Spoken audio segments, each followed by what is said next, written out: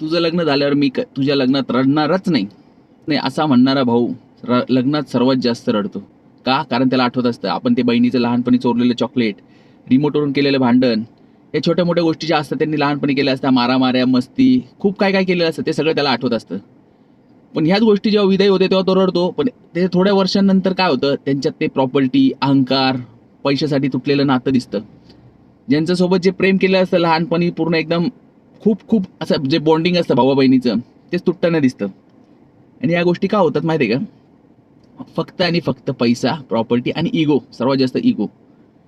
पण इगोपेक्षा मोठं रिलेशन हे फक्त आणि फक्त भाऊ बहिणीचं असतं. कारण हा जो हात आहे ना, पैसा भेटतो आणि हा हाताला बांधणारी जी राखी असते ना, ती राखी भेटत नाही. हात सुना राहतो, बहिणीलाही भावाला राखी बांधायची इच्छा असते, पण तो इगो आडवा येतो, ते जात नाही. भावाला आठवण येत असेल तरी भाऊ त्याचा इगो सोडत नाही, तो जात नाही.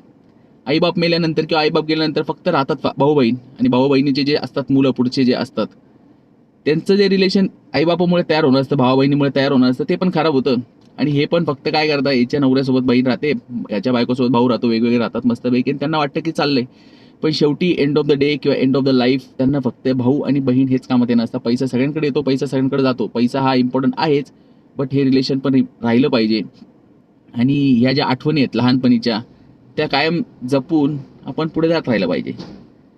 बाकी तुम्हाला काय वाटतं ते तुम्ही कमेंटमध्ये सांगा. आणि हा व्हिडिओ आहे ना, त्या प्रत्येक भावा बहिणीला शेअर करा. ज्यांचं रिलेशन एकदम छान आहे त्यांना तर शेअर कराच, पण ज्यांचं जर अशा छोट्या मोठ्या गोष्टींवर खराब झालं असेल किंवा ज्यांच्या मनामनात थोडासा वाद निर्माण असेल, आबोला असेल, ते कदाचित सॉल्व्ह होऊ शकतं. बाकी तुम्हाला काय वाटतं ते तुम्ही सांगाच. धन्यवाद.